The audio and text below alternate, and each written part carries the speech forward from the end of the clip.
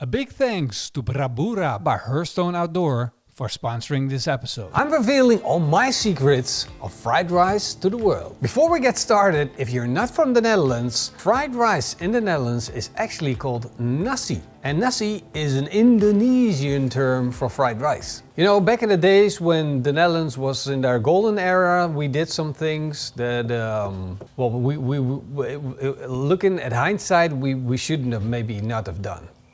What I'm trying to say is, we have a lot of Indonesian people living in the Netherlands, so there's a strong culture of their food connected with our food. For instance, one of my favorite sauces, the kecap manis, comes from Indonesia. Not only did they bring us the Chinese food, and that's again really weird. Chinese food in the Netherlands is a mixture between Chinese food and Indonesian food combined together and married as a whole, and then chicken up and make it taste like Dutch people want to eat it. And that's a long version of explaining to you how Dutch fried rice is totally different than fried rice all over the world, and therefore unique in itself and worth showing to the world. And Mr. what's his name? Uncle Roger. The first thing that I need to do is cut up this chicken. And this is the cheapest chicken you can find, because if you want to do it right, you do it cheap. So I'm gonna take my santoku knife and cut these chicken fillets into big chunks. Then I'm gonna take a pan with a liter of water, add around 50 grams of salt to it, stir it up until the salt is dissolved, and add the chicken to it. And that's brining chicken. Now this goes into the fridge for at least 2 hours. This is the fast food way of doing it, and there's also another version, a more Indonesian style of making satay, but that's not what we're doing today. Time to pull out my chef's knife and slice up some leek. I'm going to take off the outside leaves and quarter up the young fresh leaves that sit on the inside. And then all I need is some ham, an egg, and yesterday's leftover white rice. Now, in reality, Dutch people don't have leftover white rice. So you gotta cook this ahead of time, a day, and in this case it's probably more like 2-3 weeks, but it gets better. The older the rice, the better it is, and the reason that it's better is because it's dry. And it's really los in structuur. It's very loose, loosey-goosey.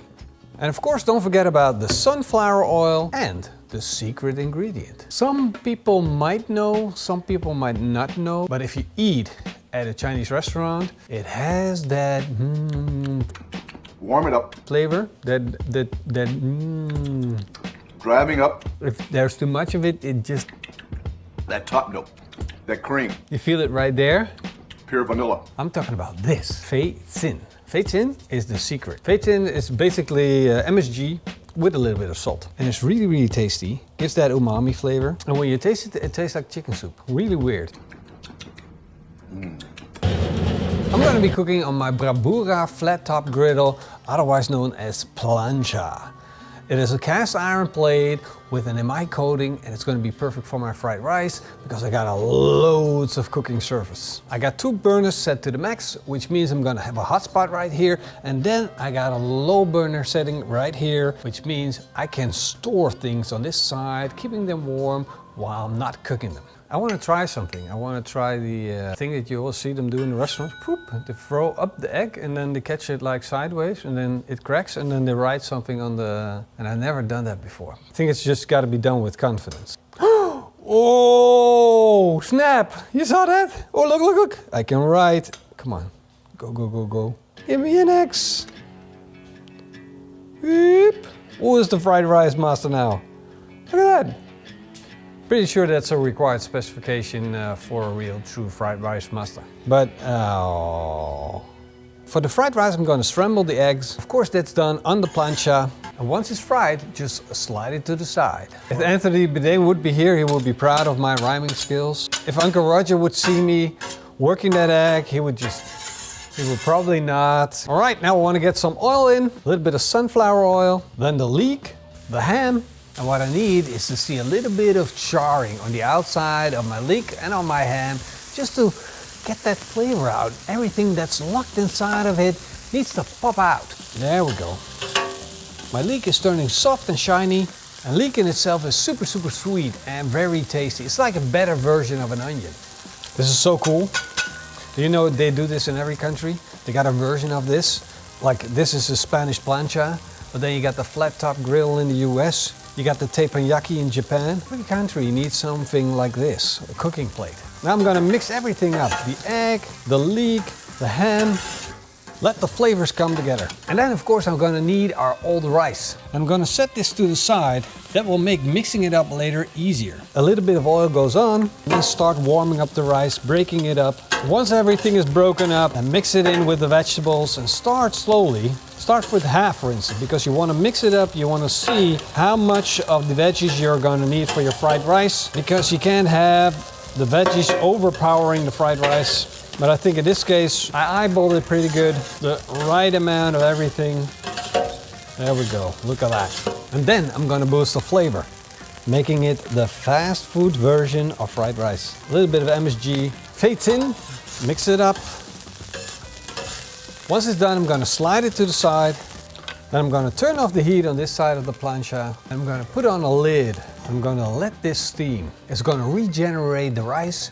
It's going to give the rice a little bit of opportunity to take juices and flavor from the ham, from the leek, and of course a little bit of that MSG, and just soak it all in and marry all of the ingredients together into a real good tasting fried rice. And for the Dutch guys, they know what's coming. I gotta get my pan on, I gotta get it warm, and then I'm going to add pre-made peanut sauce. If you're organizing a party in the Netherlands, make sure you got some of this sauce, and then just warm it up, get some baguette, slice it up, and then feed it to the people that are super hungry. And the more you feed them with this sauce and bread, the less they will be eating of your steak. And then, of course, we need our chicken. Now, with fried rice from the US, for instance, it's all about adding the chicken straight away, but in the Netherlands, we eat the chicken on the side. Just a skewer with loads of brine chicken, which is grilled straight on the hot plate, with maybe a little bit of chicken seasoning. Here's another trick when you're cooking on a flat top grill like this. You want to get your spatula and make sure you get all that crust from the chicken. Flip it around, brown the chicken, a little bit of extra seasoning. Now I got almost everything ready except for the mandatory ham.